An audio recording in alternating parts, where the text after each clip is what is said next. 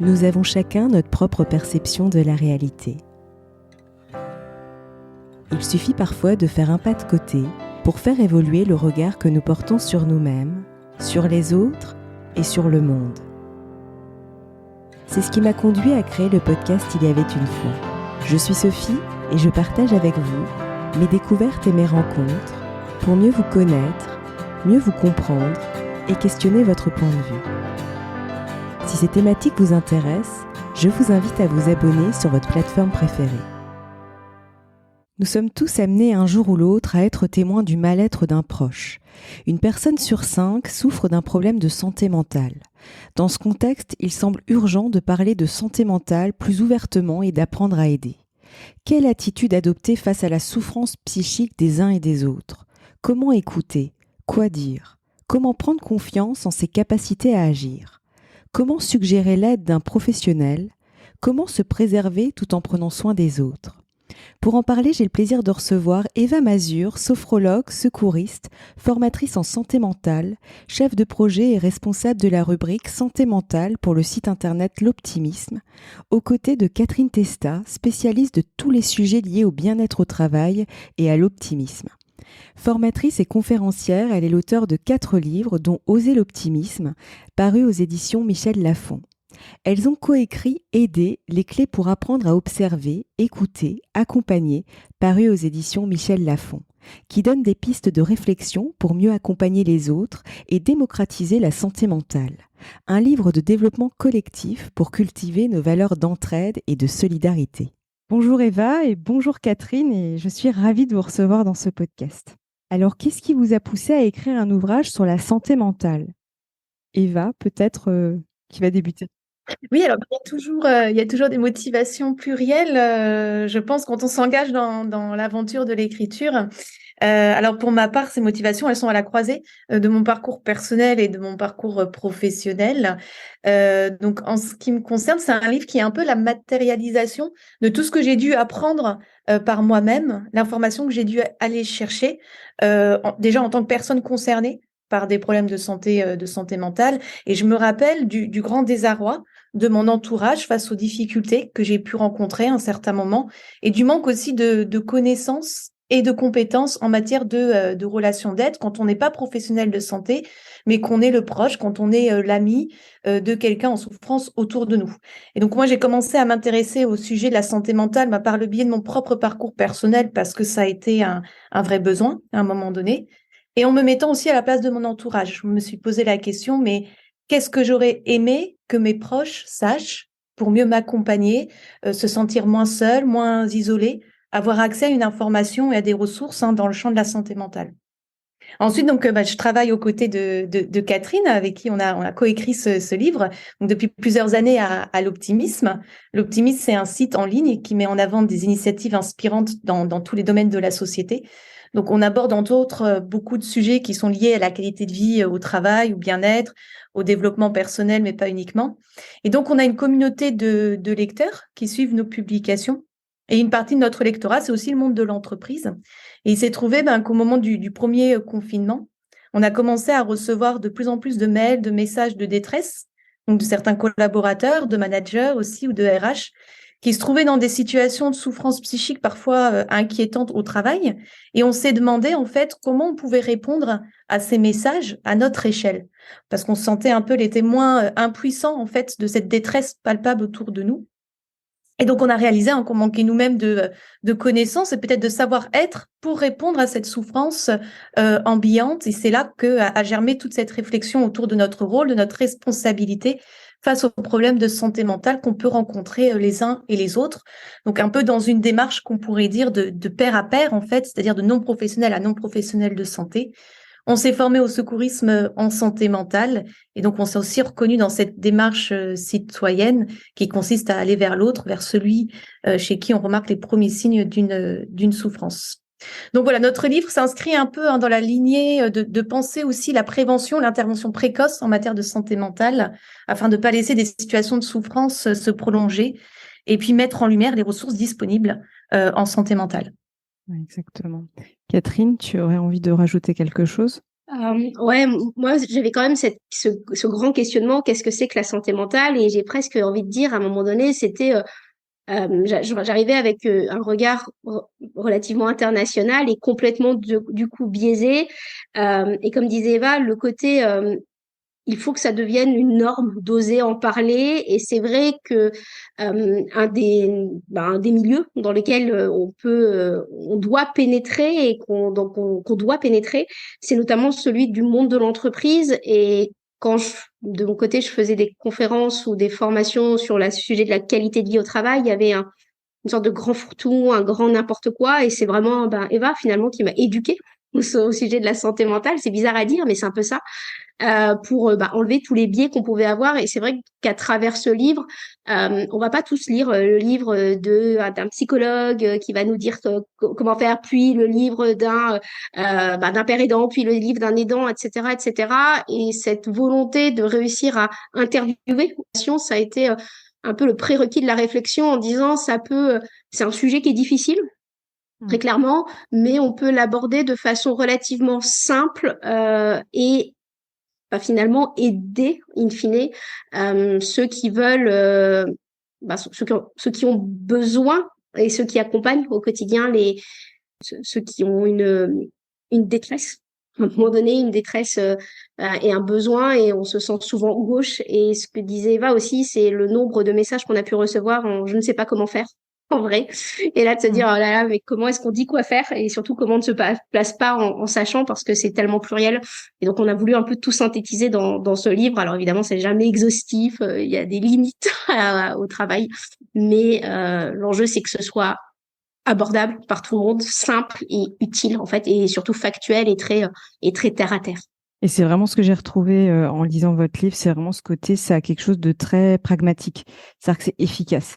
Il n'y en a pas de trop et ça va droit au but. Il y a quelque chose ouais, on voit vraiment ce côté, enfin, je l'ai vraiment senti en le lisant et justement, c'est bien parce que c'est ce dont on a besoin, en fait, concrètement, enfin, au travail, etc. Donc, totalement. Et justement, dans votre ouvrage, vous utilisez le terme aider. Le choix de ce terme peut peut-être faire sourciller certains d'entre nous. Quelle est justement la définition que vous en faites toutes les deux? Alors peut-être je donnerai la parole d'abord à Eva. Alors, c'est aider, c'est le titre du livre. Alors, tu penses bien que c'est parfois ce qui est le plus compliqué, c'est trouver un titre, Ouais. ce qui peut faire l'objet de quelques nuits blanches, d'ailleurs, de réflexion. Alors, on a beaucoup hésité quant au vocabulaire.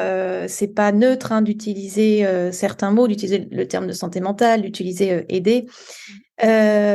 Surtout que voilà, hein, comme on a dit, on n'était pas du tout dans cette position d'expert. Je pense que prendre le mot qui nous paraissait le plus simple, le plus accessible pour le grand public, parce que notre intention de base, c'est vraiment de nous adresser au public le plus large, qui n'est pas initié, qui n'est pas sensibilisé au sujet lié à la santé mentale.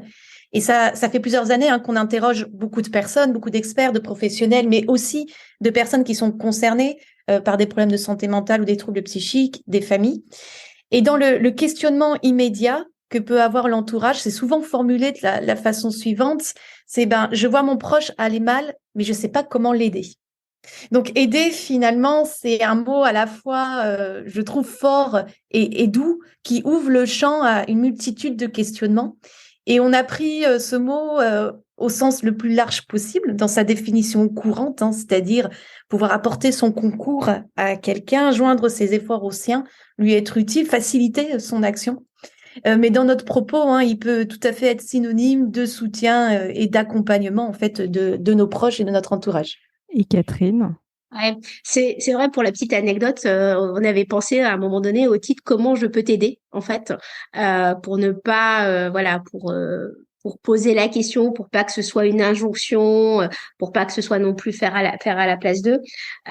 Et c'est vrai que ce mot, comme tu dis, il peut faire sourciller dans certains domaines, mais on pense toujours au plus grand nombre. Et comme disait Eva, c'est cette notion de questionnement, en fait, et le mot aider, voilà, il veut pas dire faire à la place, il veut dire juste apporter un soutien. Et en fait, c'est surtout pour nous aussi le livre qu'on aurait aimé lire in fine.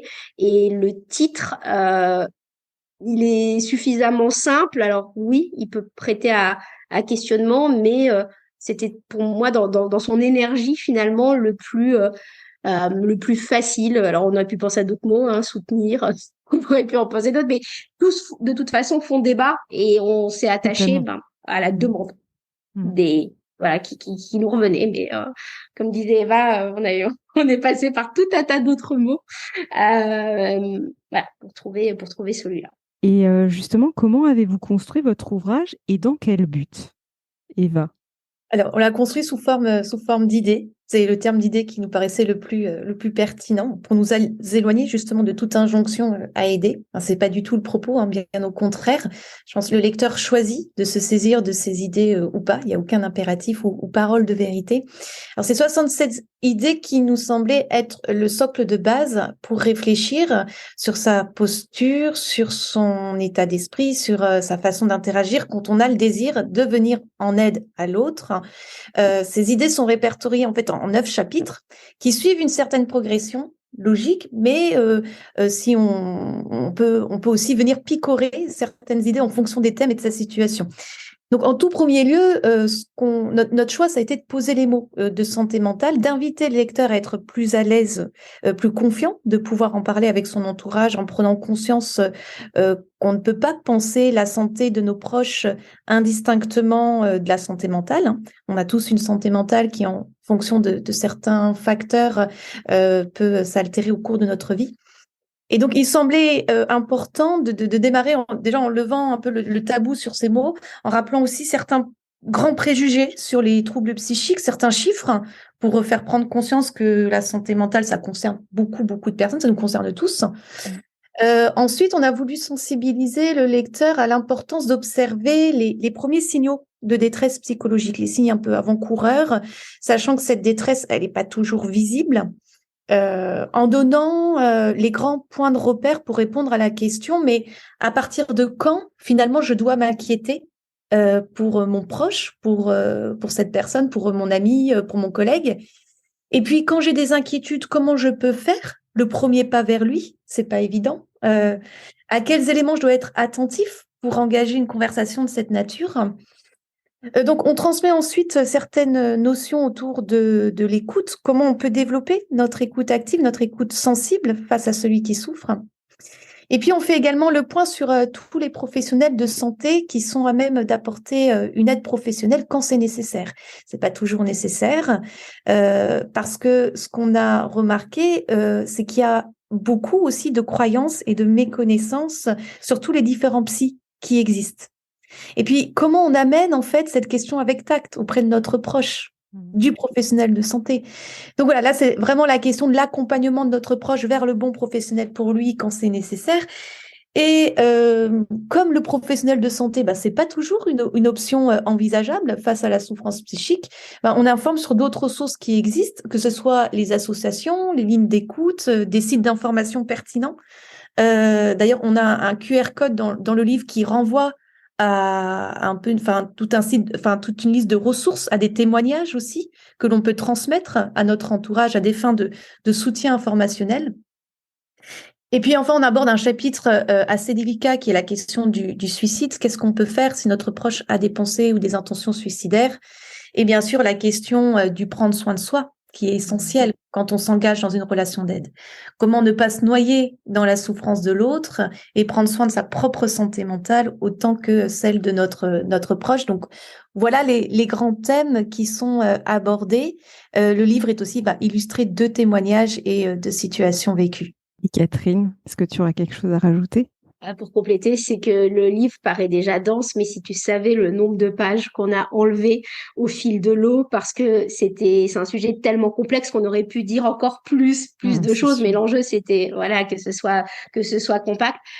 Et c'est vrai qu'il y a une composante, c'est qu'on est souvent gauche. Quand on aide quelqu'un, on se dit qu'on devrait faire ça, on a ses propres caricatures, ses propres biais, et l'enjeu dans tous les chapitres, ça a été de aussi déculpabiliser celui qui lira le livre en se disant, l'enjeu c'est pas de se dire je fais bien, je fais pas bien, parce que notre proche, ils sont tous différents, on est tous différents les uns des autres, et parfois moi il y avait des choses et de culture forcément du côté américain où je me disais ça paraît évident et en fait non, pas du tout, c'était hyper gauche, hyper maladroit, alors que pour moi parler de santé mentale ça devait être quelque chose de grand public, pas de problème à dire bon moi j'ai un trouble, enfin tu vois tout ça, mais c'est pas du tout notre culture française en fait, et je me suis rendu compte que parce qu'il me paraissait des évidences ne l'était pas du tout, et c'est un peu ça qu'on veut déconstruire aussi dans le livre, de se dire voilà, il y a X façons d'accompagner approche, il est à des niveaux différents de son parcours, et vous-même en tant que proche vous l'êtes aussi,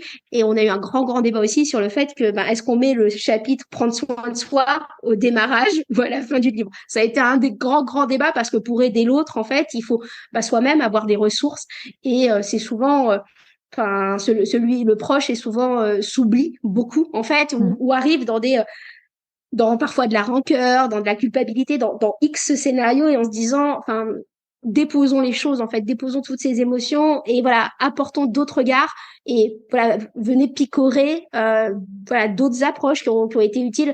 Comme disait Eva, on a mis des témoignages, parce que les témoignages, parfois, ils te donnent un regard complètement différent de celui que tu avais, ils te permettent aussi de te faire avancer. Et donc ça a été un gros travail de comment est-ce qu'on choisit, comment est-ce qu'on enlève, qu'est-ce qu'on enlève pour que ça rentre dans un livre et que ça fasse pas 800 pages. Mais ça a été une grande aventure. Je peux imaginer. Et selon vous, tout le monde peut-il être aidé et aidant au cours de sa vie?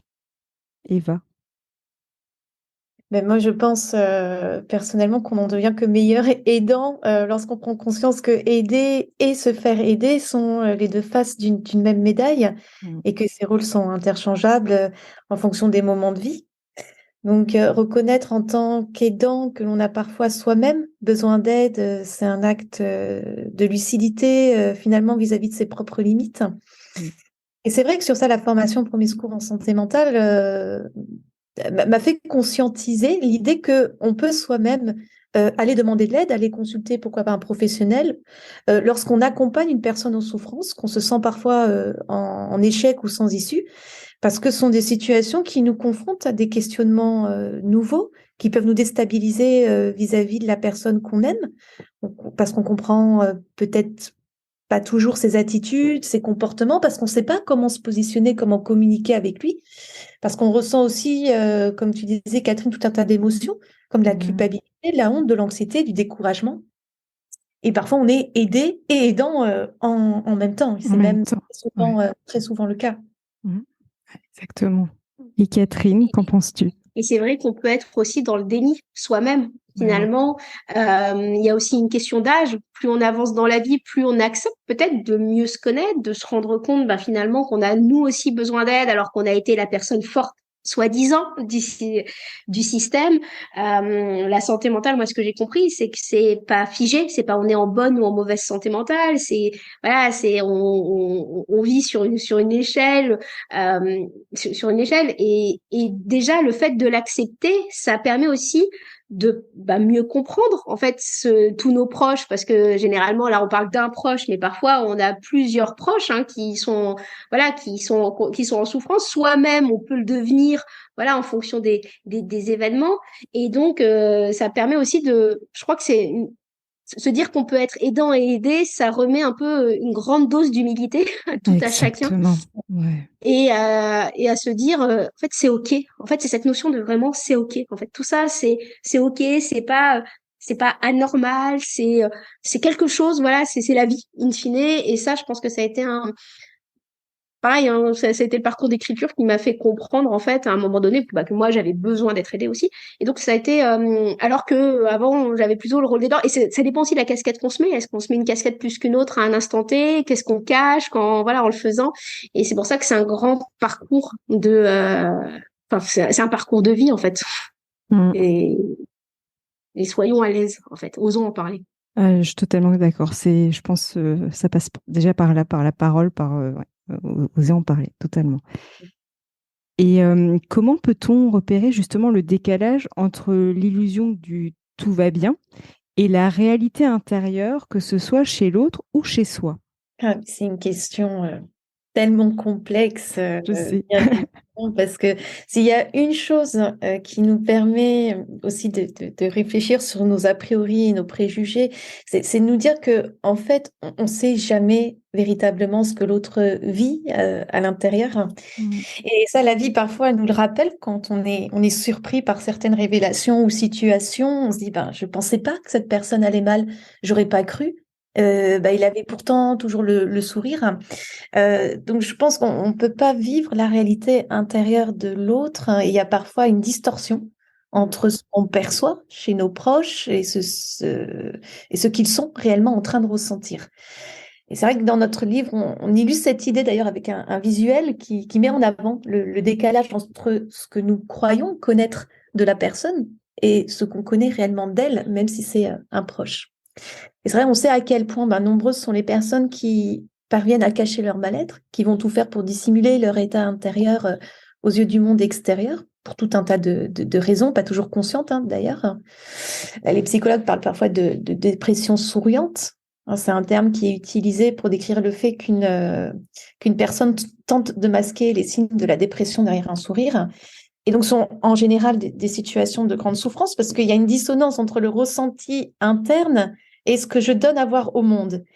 Et de ce fait, je me coupe encore davantage de la possibilité d'être aidée puisque je ne donne pas les signaux à mon entourage pour qu'il puisse éventuellement me tendre la main. Donc, c'est un peu la double peine. Je vais mal et je me coupe aussi de la possibilité d'être aidée. Ouais. Sur la question de comment repérer ce décalage entre l'illusion du tout va bien et la réalité intérieure chez l'autre, il n'y a pas de réponse bien sûr univoque et je crois qu'il faut y répondre avec beaucoup d'humilité, surtout à notre place, c'est-à-dire de proches ou d'amis, c'est-à-dire de non-professionnels de santé, et puis se déculpabiliser. Il y a des situations de mal-être qui sont pas toujours repérables, surtout à partir de notre œil de non-expert. Ce à quoi on peut être attentif toutefois, avec notre entourage, c'est tout changement dans le comportement, dans les émotions qui nous paraissent inhabituelles par rapport à ce qu'on connaît de la personne. Et si on a un doute, parfois c'est l'intuition aussi qui parle et qui nous parle. On n'est pas toujours certain qu'un proche va mal, mais on ressent qu'il y a possiblement détresse. Et dans ce cas, c'est de pouvoir lui exprimer ce qu'on ressent, notre questionnement, pour lui ouvrir la porte du dialogue et lui signaler qu'on est là, s'il a envie d'en parler, en restant conscient qu'on n'est pas toujours non plus la bonne personne, que c'est pas toujours non plus le bon moment. Donc voilà, je pense que cette question aussi sur l'illusion du tout va bien vient aussi questionner les racines de certaines croyances, parfois très ancrées, qui sont assez fortes dans notre société et qui sont relatives en fait à la peur de nous montrer aussi tels que nous sommes dans nos vulnérabilités et qui sont pourtant très, très humaines. Et je crois que les événements de ces dernières années, même ceux très actuels, ont mis en lumière la fragilité de nos systèmes et ce qui serait pas temps en fait de changer de paradigme et de prendre conscience que de ressentir un mal-être, voire d'avoir un trouble psychique, ce n'est pas une honte, c'est un appel au changement, c'est aussi un appel à regarder ce qui dysfonctionne en nous pour pouvoir l'améliorer, pour le faire évoluer. Et donc voilà, pourquoi se priver d'aide quand on en a besoin? Pourquoi se priver d'entraide quand on sait que la nature elle-même, pour survivre, fonctionne sur des modes de coopération? Et donc, je pense qu'on a encore beaucoup à faire pour revisiter ces croyances qui sont fondées sur le fait qu'on doit se montrer fort, invincible, compétitif, alors qu'en fait, notre nature profonde, elle est dotée de sensibilité et qu'il est normal en fait d'être déstabilisé, d'être touché, d'expérimenter la souffrance psychique. C'est notre condition en fait d'être humain que de la traverser. Voilà, donc je pense qu'une piste intéressante, peut-être pour sortir de l'illusion du tout va bien, c'est de développer aussi nos compétences relationnelles, notre intelligence émotionnelle, notre empathie, parce que ça nous permet d'avoir une compréhension et une perception plus fine de nos états intérieurs et des états intérieurs internes des autres. Ça me parle, mais alors à 300%, puisque je suis spécialiste des relations. Enfin, c'est mon corps de métier, ce que j'aime transmettre, et ça me parle, mais alors, tu n'imagines pas. Ouais. Et Catherine, qu'avais-tu envie de rajouter? Ouais, alors plusieurs points. Moi, je donne cet exemple souvent de Charles, qui est un ami qui est diététicien et qui pose la question comment ça va, donc aux gens. Puis après, il s'arrête, il fait une pause et il redemande comment ça va vraiment. Le simple fait qu'il fasse ça, je te garantis que finalement cette simple question du comment ça va, ça fait germer les larmes en fait, parce que d'abord t'essaies, tu vois, toi-même tu lui as donné ouais ça va machin etc. Puis là tout d'un coup il te pose la question, donc tu te poses toi-même la question en fait. Donc ça c'est un élément, j'aime bien cette phrase, je donne, ça peut paraître être une anecdote, mais c'est intéressant parce que vous pouvez vous la poser à vous-même et même à tous les autres proches qui aident ou à la personne voilà que vous avez envie d'accompagner. Il y a un deuxième facteur qui est aussi dans la notion d'illusion, c'est cette notion de il a tout pour aller bien. En fait. Donc, il a un job, une famille, je comprends pas pourquoi il va mal, regarde, il a de la chance, il a tout pour aller bien, donc très vite, on met les gens dans des cases, en fait. Et donc, il y a une notion d'invisibilité, comme le disait Eva, parce que cette vulnérabilité n'est pas exprimée, on n'a pas appris, hein, globalement, dans notre système français, à exprimer notre vulnérabilité, voire pire, on va la juger. C'est-à-dire, ah non, il fait une fausse dépression, c'est pour se faire remarquer parfois, ou il s'est enfermé là-dedans. Tu vois, on va avoir des biais très très forts. Il fait un faux burn-out. En fait, tu vois, des choses comme ça en se disant, bah c'est juste qu'il est un peu feignant. Tu sais, ces sortes de jugements qu'on a acquis qui font que nous-mêmes on va biaiser en disant, bah non, lui il a besoin d'aide et pas lui, en fonction de notre système, avec une sorte en plus de gradation, genre c'est plus grave que quelque chose d'autre en fait. Et en fait non, moi c'est ce que j'ai beaucoup compris avec Eva, à partir du moment où il y a souffrance, en fait, qui est-on pour aller juger la souffrance de l'autre, parce que le référentiel de l'autre n'est pas le même. Donc c'est pour ça, enfin voilà, comme évoqué, cette notion voilà de présence, d'écoute en fait, auquel on a aussi dédié un chapitre, est hyper importante parce que parfois il faut juste se taire en fait et amener sa présence et ça fait que ça s'ouvre. Et peut-être pour un dernier arrêter de faire des parallèles déjà avec sa propre vie. Et une dernière chose, c'est que plus on en parle, plus ça déplace le centre de gravité de la norme et plus les gens s'ouvrent. Je compte pas le nombre de copains d'enfance, mais pas du tout dans mon domaine, pas du tout là-dedans, qui le fait que je leur ai parlé, que j'allais voir un psychiatre ou des choses comme ça, tout d'un coup, se sont ouverts en déposant des choses que je n'avais même pas un quart de millième de seconde imaginé en fait. Donc c'est s'ouvrir aussi qui permet cette ouverture de l'autre, voilà, d'affronter sa propre vulnérabilité, d'oser l'exprimer.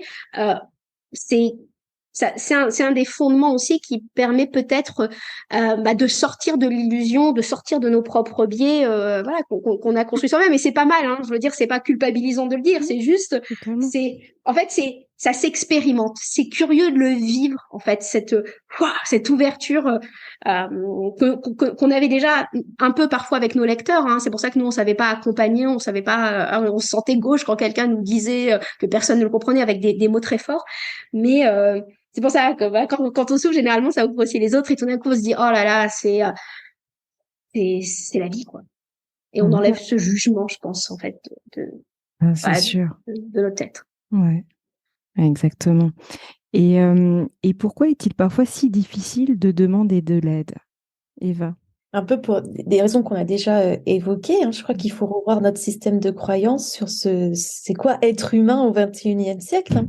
Être humain, à mes yeux, c'est expérimenter tout au long de notre vie des défis, des accidents de vie, des bouleversements psychiques, des deuils, des doutes, une part d'incertitude qui peut nous angoisser, des transitions, des ruptures. Et pour moi, l'illusion, c'est de croire qu'on peut cheminer, dépasser tout ça sans être aidé, en se croyant plus fort, plus résistant que les autres. Voilà, donc je pense que pour ce faire, ça demande une part de clairvoyance sur soi, hein, une capacité à reconnaître ses émotions, à conscientiser le fait qu'on peut aller mal. Et outre la peur, en fait, d'être jugé négativement ou d'être perçu pour faible, ce qui empêche beaucoup de personnes aussi à demander de l'aide pour un problème qui serait lié à leur santé mentale, c'est aussi la peur de gêner l'autre, parfois, la peur d'importuner. Voilà, le désir aussi de préserver son entourage. On ne veut pas blesser avec son mal-être. Et en ce qui concerne le fait de demander de l'aide à un professionnel de santé, il y a encore beaucoup de freins parce qu'il y a un manque de connaissances déjà sur ce que font ces professionnels et les préjugés qui peuvent entourer ces professions. Hein. Il y a des remarques possibles de l'entourage. T'es pas fou, t'as pas besoin d'aller consulter, ou bien les psychologues, ça sert à rien.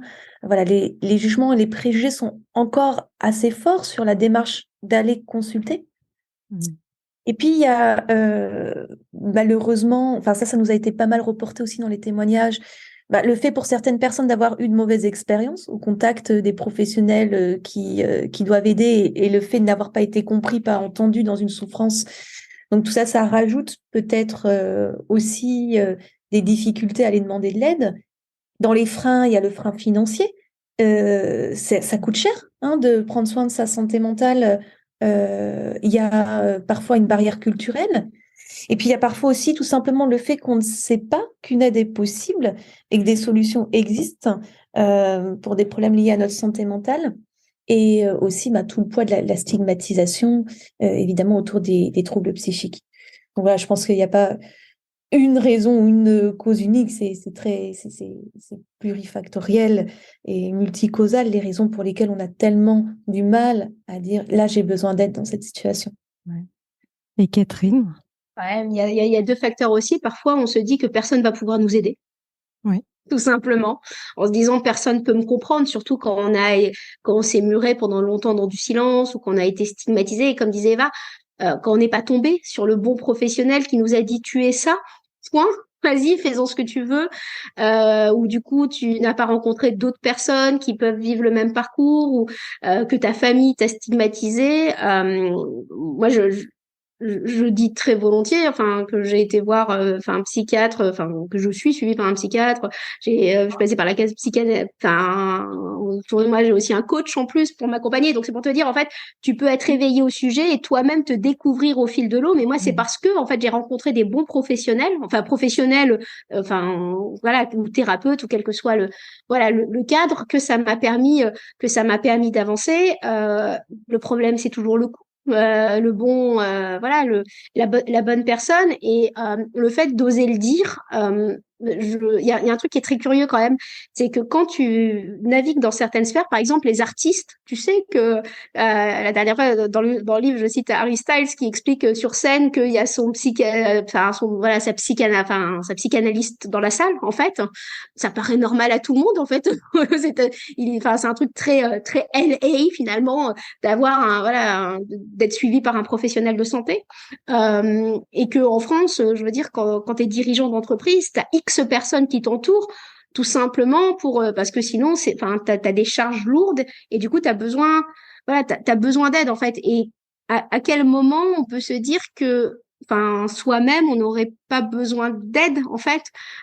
C'est une notion probablement d'humilité, mais derrière, le problème, on peut se dire, OK, j'ai besoin d'aide, mais derrière se trouver gauche, qui je vais voir, comme disait Eva.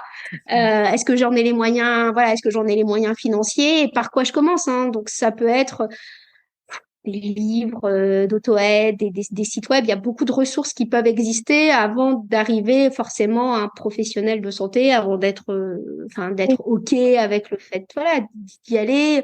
Il y a il y a plein d'outils d'aide. Et ça, je pense que c'est quelque chose dont on se rend pas compte, que moi, j'avais pas mesuré. In fine, hein, que ce soit, j'appartiens à des groupes de parole sur un sujet. Voilà, je savais même pas que ça pouvait exister en culture française, en fait. Et donc, c'est aussi savoir redonner confiance peut-être à ceux qui nous écoutent, en fait, aux proches ou pour soi-même.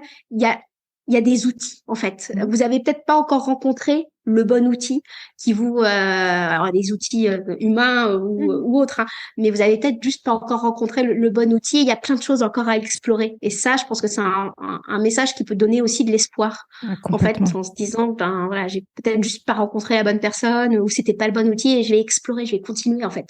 Ouais. Oui, tout ça est très, très vaste. Et ça, on ne peut pas réduire l'aide à la simple, l'aide au seul fait d'aller consulter un professionnel. Hein. L'aide en santé mentale est bien plus vaste que ça. Et le soutien de l'entourage, le soutien des amis joue un rôle essentiel. C'est sûr. Et justement, n'y a-t-il pas un risque, entre guillemets un risque, mais de s'oublier dans l'aide que l'on apporte à l'autre? Si, ça... Évidemment, c'est une question qu'on soulève à plusieurs reprises dans notre livre, parce que trouver la bonne distance, être en mesure de soutenir émotionnellement un proche sans se noyer dans ses émotions douloureuses, se prémunir d'une forme de fatigue compassionnelle, aider l'autre sans s'oublier, tout ça relève d'un cheminement. Et c'est le risque, entre guillemets, le plus fréquent, en tout cas, qu'on a pu observer dans les témoignages. Où est-ce que commence l'aide et où est-ce qu'elle doit se terminer pour assurer ma propre santé mentale? Comment puis-je me retirer, parfois sans culpabilité, pour me préserver moi? À quel moment je suis d'ailleurs plus tellement dans une relation d'aide avec mon proche, mais dans une forme de codépendance, où aidés vont s'épuiser réciproquement parce qu'ils se replient sur eux-mêmes ou bien s'isolent. Quel est le poids aussi du syndrome du sauveur, hein, qui me fait croire que je peux sauver l'autre ou trouver la solution à sa place. Donc effectivement, il y a toujours ce risque de s'oublier dans l'aide que l'on apporte.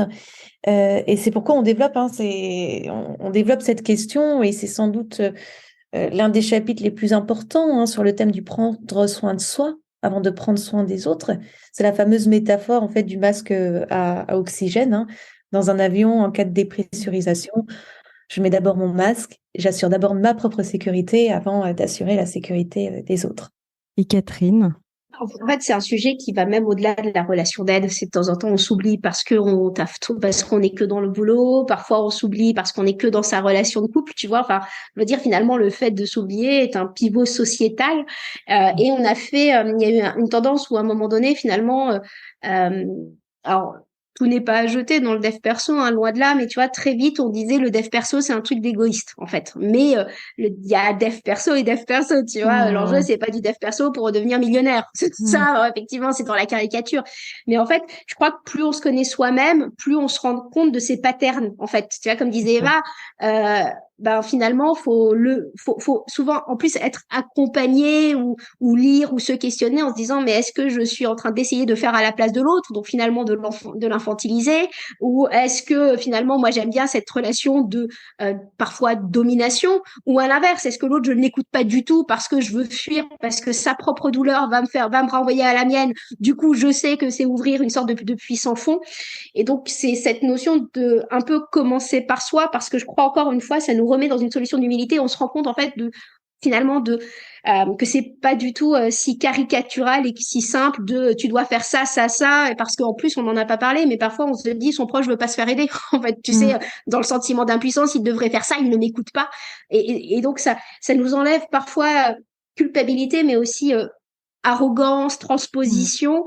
Et quand on est soi-même, en plus, en train de faire son parcours, bah, on rentre aussi en empathie avec l'autre parce que bah, finalement, on sait ce que c'est, on se rend compte qu'on est à chaque fois devant un gouffre. Et toute personne, je crois aujourd'hui, enfin, tous tes auditeurs, toute personne qui se lance dans une sorte de parcours de réflexion de soi, quel que soit l'outillage qu'il va utiliser, tout d'un coup, c'est un peu, tu sais, t'es au bord de la falaise en disant, oh, il y avait tout ça que j'avais pas vu parce qu'on a parlé du syndrome du sauveur, mais après tu peux parler de l'analyse tu sais, transactionnelle, tu peux découvrir tout un tas de choses où tu te rends compte mais en vrai je suis juste je m'en étais pas rendu compte en fait de tout ça. Et je crois que ça te met aussi dans une forme d'empathie envers l'autre mais aussi envers toi-même.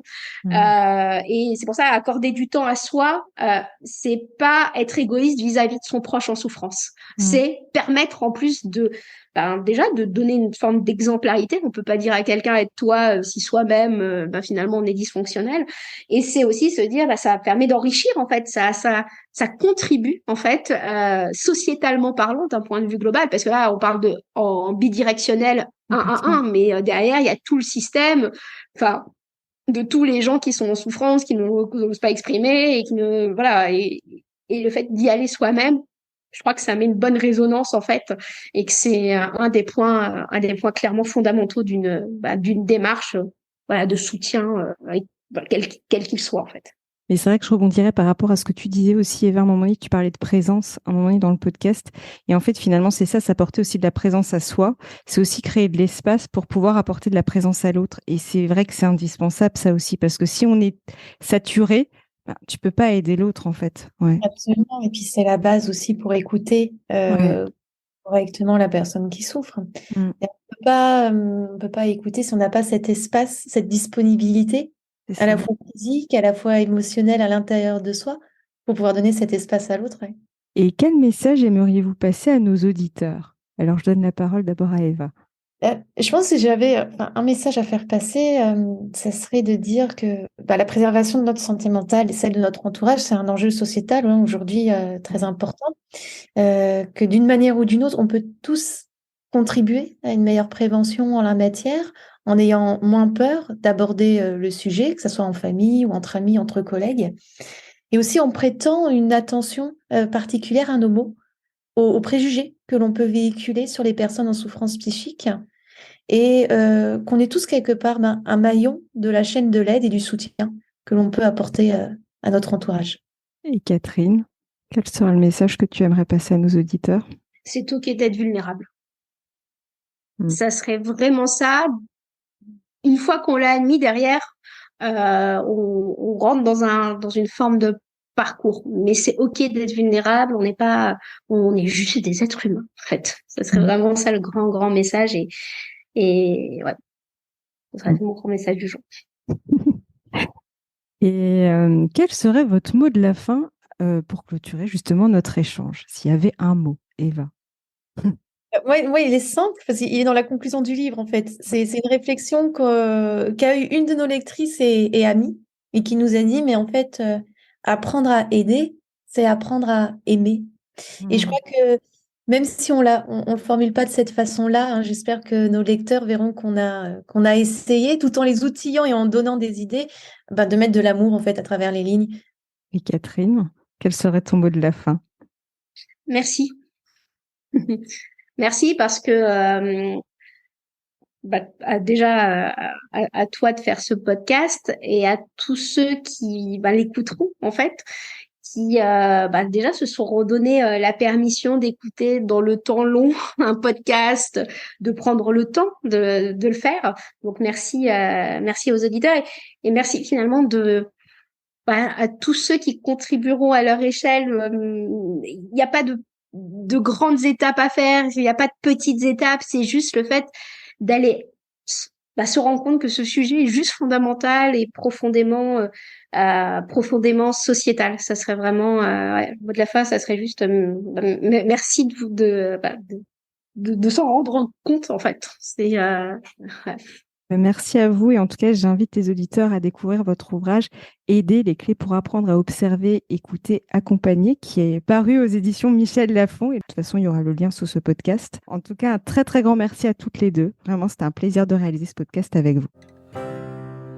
Si vous avez aimé cet épisode, n'hésitez pas à lui laisser 5 étoiles sur Apple Podcast ou un pouce sur YouTube.